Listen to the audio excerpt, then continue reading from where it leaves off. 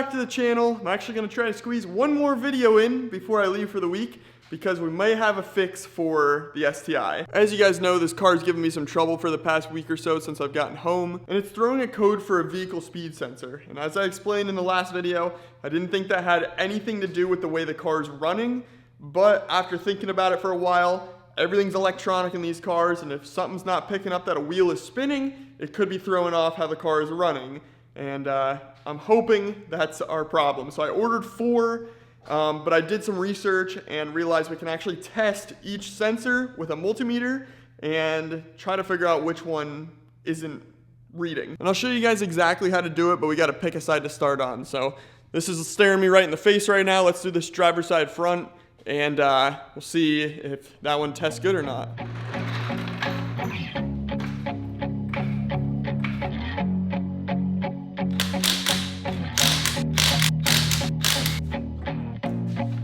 So once you have the wheel off, you can see this cable here, that's your ABS sensor, and it goes through the wheel well, through that grommet back there. Now, in my case, unfortunately, I have a giant turbo sitting here, and I'm not gonna be able to reach it. So we gotta pull the turbos out in order to access our ABS sensors. But that is okay, because I have parts here that we need to install on the turbos, and that requires them to be out of the car. So we can knock out a little 2-for-1 here.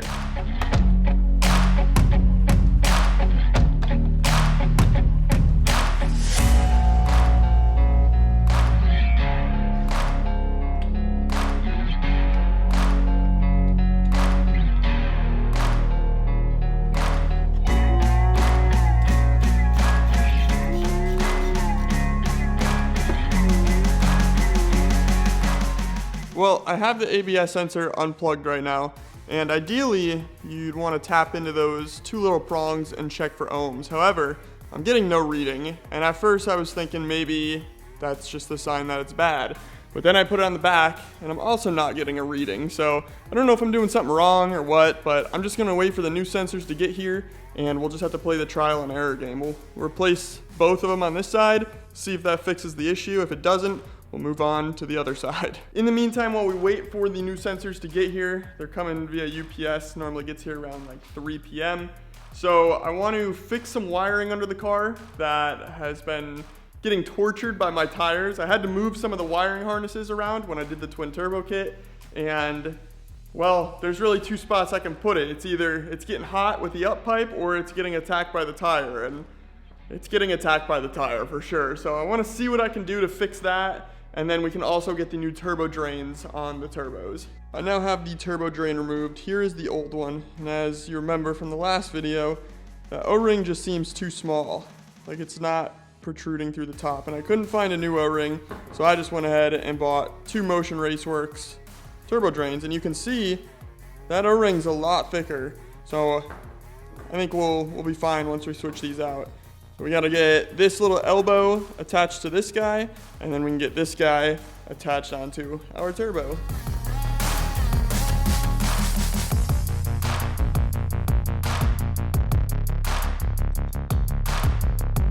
And that is the first Motion Raceworks part to go on this car. So now it is officially a race car. I'm gonna keep the old turbo drain around because honestly the part itself is fine. It's a nice chunk of billet aluminum. We just need to find an O-ring to fit that, and then we'll be able to use those again sometime in the future. The next thing I want to do while the car has no turbo in it is knock out an oil change, because accessing that fill plug while there's a turbo in there is kind of a nightmare. So let's get some wheels back on, lower this side of the car down, and do a quick oil change.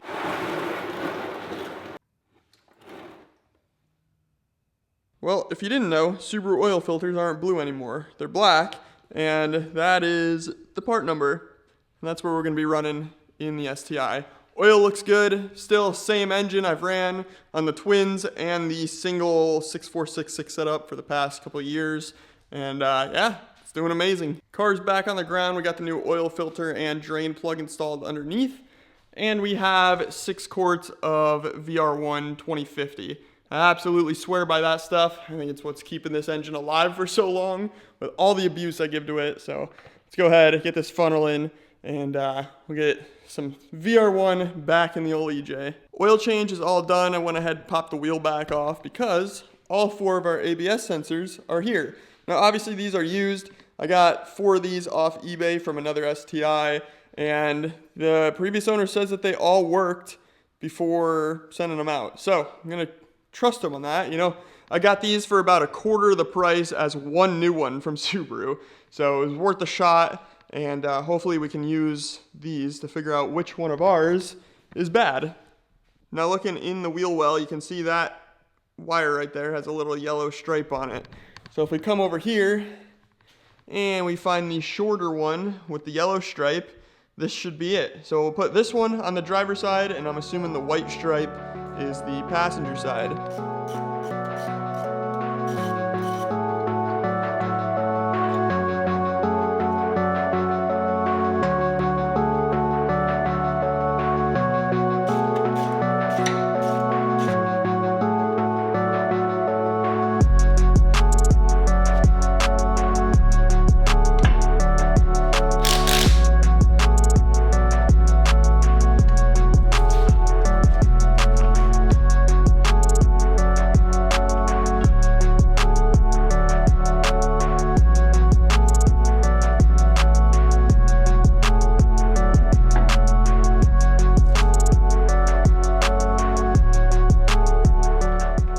Driver side is wrapped up. I'm gonna go ahead and get the turbo back in on this side, and then we can fire it up and see if the check engine light's still on. Turbo's back in, and this is like a 5-minute job now. I've done this so many freaking times. I left the turbo blanket and the dump tube out, just so if we have to top it off on oil or access that ABS sensor for whatever reason again, we have access to it. But we should be ready to start this thing up. I'm sure I'm gonna have to top it off on oil, but we should be able to see if that engine light goes away. I just cleared the code from the ECU, but this is a code that will come right back up instantly as soon as we start it. So we'll know as soon as we start the car if we fix the issue or not.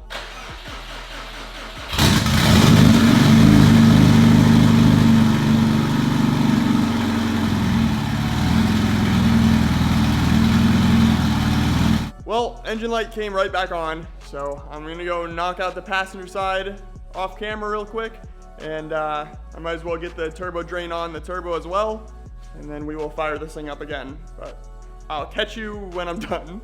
It's now a couple hours later, and ABS sensors are done, turbo drain is done on both passenger and driver side, and the car is all back together besides the front bumper. Now, codes are cleared, so all we gotta do is fire this thing up, which I kind of feel bad because it is kind of dark out, but I want to see if we fix the issue, so let's have at it.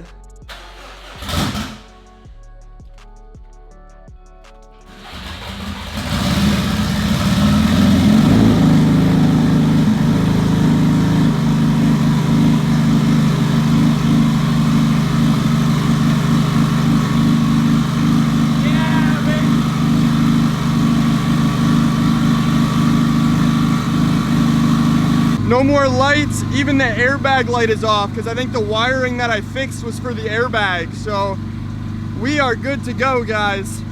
Now all we can hope is that this fixes our idling issue, which it seems like it is already.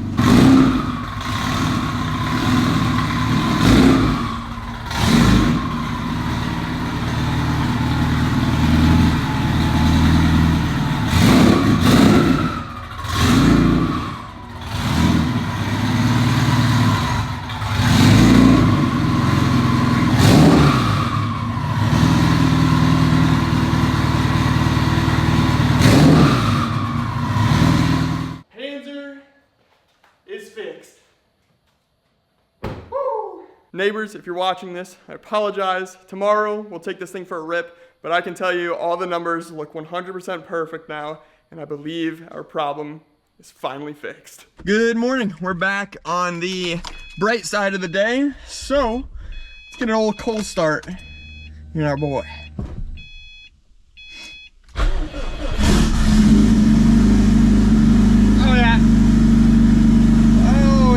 Let her warm up for a little bit and then take it for a drive, see how it does.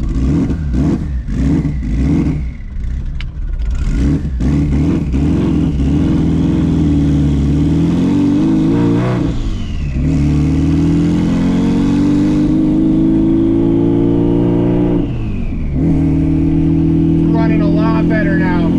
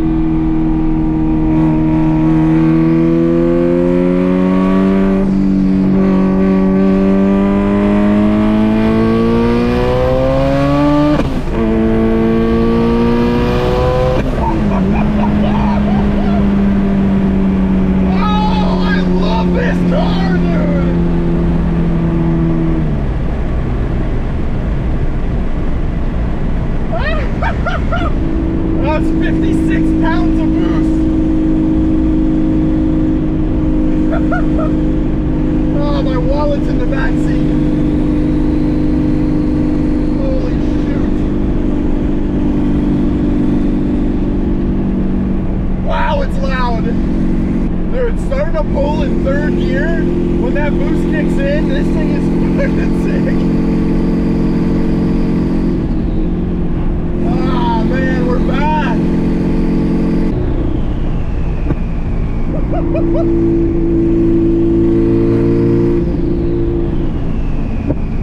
Dude, this thing is just shooting fireballs right now.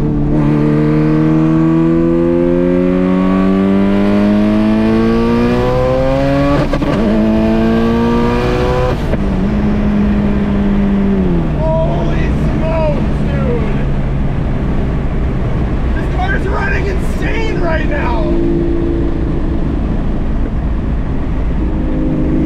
Yeah!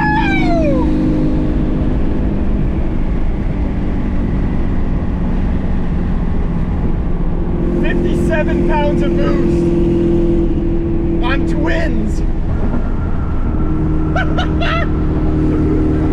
Yo, I freaking love this Subaru. No one could ever convince me not to.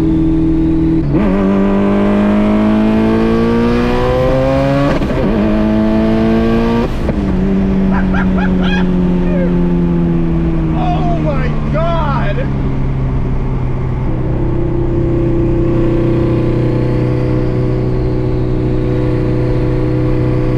I love it, dude! The adrenaline every time I drive this car.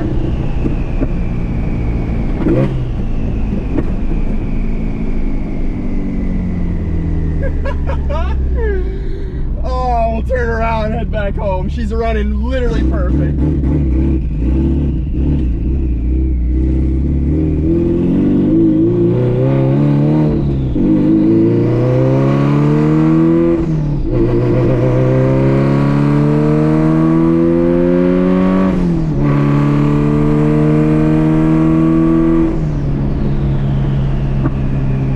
There's a car in front of me, and the kids in the back seat are taking pictures of me right now.